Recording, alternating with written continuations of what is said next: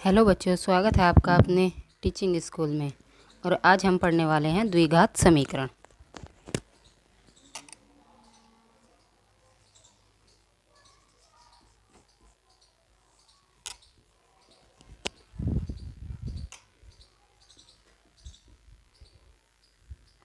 देखिए, इस पूरे शब्द में दो अलग अलग शब्द जो हैं हमारे, और ये दोनों अगर हम इसको ऐसे कहें, द्विघात प्लस समीकरण। देखिए, हम इसको ऐसे भी कह सकते हैं। तो हमें इसका भी मतलब पता होना चाहिए और इसका भी मतलब हमें पता होना चाहिए। तो देखिए, पहले हम बात कर लेते हैं इसकी। ये क्या होता है? द्वि मतलब दो, घात का मतलब किसी भी इस पर कितनी घात है, जैसे एक्स चर हो गया, वाई चर या जेड चर। तो अगर ये ऐसे बात करें, ये बोलते हैं घात इनको। और जब बात हो रही है दो की, तो ये हो जाएंगी एक्स की दो, वाई की दो, जेड की दो। ठीक है ना। और ये इससे ज़्यादा भी हो सकती हैं, एक्स की तीन, वाई की तीन, जेड की तीन। इसको हम ऐसे भी बोल सकते हैं। ठीक है ना। तो आपको द्वि का मतलब पता चल गया। द्वि मतलब दो, घात का मतलब ये जो इनके ऊपर हम लगाते हैं, इसको बोलते हैं हम घात। तो द्विघात, तो द्वि मतलब जिसमें दो घात होंगी। तो दो घात वाले कौन से हैं हमारे? ये वाले। ठीक है ना। तो हमारे पास चर किस तरह के होंगे उसमें? इस तरह के, जिनमें हमारी दो घात होंगी। ठीक है ना। अब चलिए बात करते हैं समीकरण के बारे में।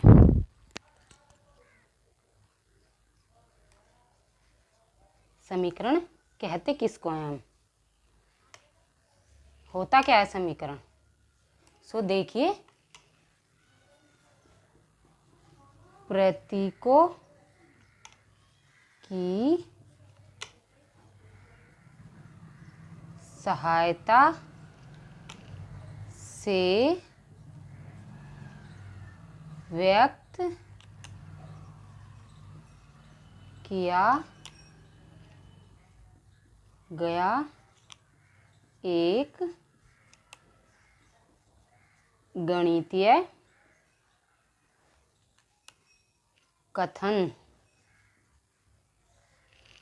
देखिए, प्रतीकों की सहायता से व्यक्त किया गया एक गणितीय कथन जो दो वस्तुओं को समान अथवा तुल्य दर्शाता हो, ऐसी ही चीज को हम समीकरण बोलते हैं। ठीक है ना। प्रतीकों की सहायता से व्यक्त किया गया जो दो वस्तुओं को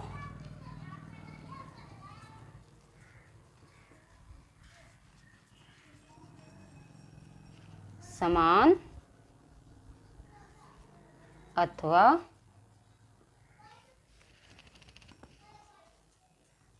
तुल्य बताता है, उसे ही हम समीकरण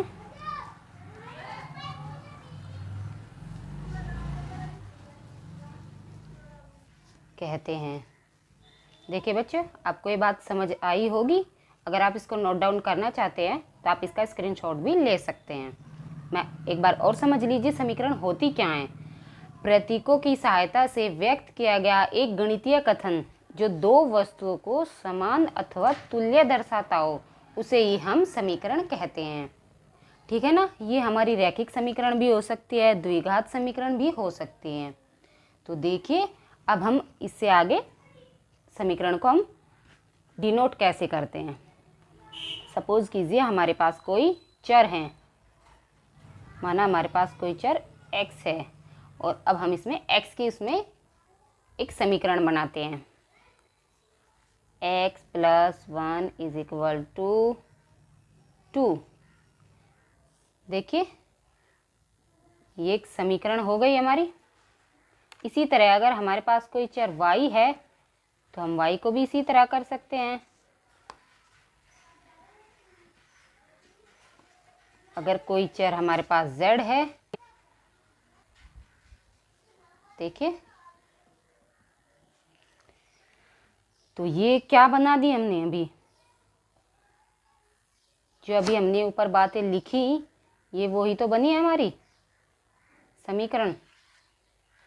यही तो है समीकरण। प्रतीकों की सहायता से एक गणितीय कथन को जो है हमने व्यक्त कर दिया है, जिसमें दो चीज़ें या तो समान होंगी या उनमें कोई ना कोई रिलेशन होगा, वो ही चीज़ हमारी समीकरण कहलाती हैं। अब पढ़ेंगे हम समीकरणों के प्रकार के बारे में। तो देखिए, जब इस तरह की हमारी ये समीकरण आती हैं जो कि एक घात में होती हैं, ठीक है ना, जिसकी अधिकतम यानी कि ज़्यादा से ज़्यादा उसमें उस चर की घात एक हो, तो वे समीकरण कहलाती हैं रैखिक समीकरण, ठीक है ना। तो अभी हमें समीकरणों के बारे में पता चल गया। अब हम पढ़ेंगे द्विघात समीकरण के बारे में। तो चलिए हम वापस से आ गए हैं द्विघात समीकरण पर। आई होप आपको ये चीज़ समझ आ गई होगी कि द्विघात हम किसे बोलते हैं और समीकरण हम किसे बोलते हैं, जिसमें दो घात होंगी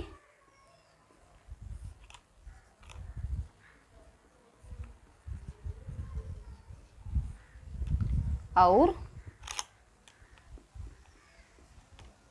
कोई एक चर में समीकरण होगी।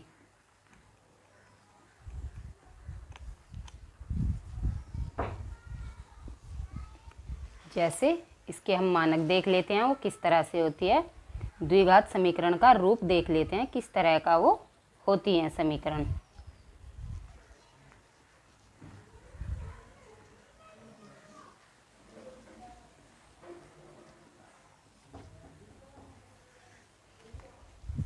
ए x square plus b x plus c is equal to 0।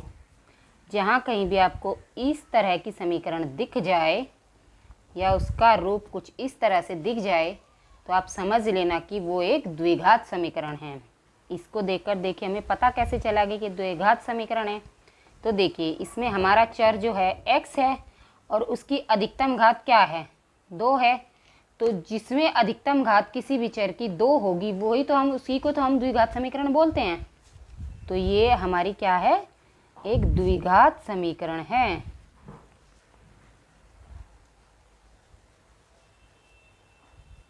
चलिए इसके अब हम कुछ एग्जाम्पल देख लेते हैं।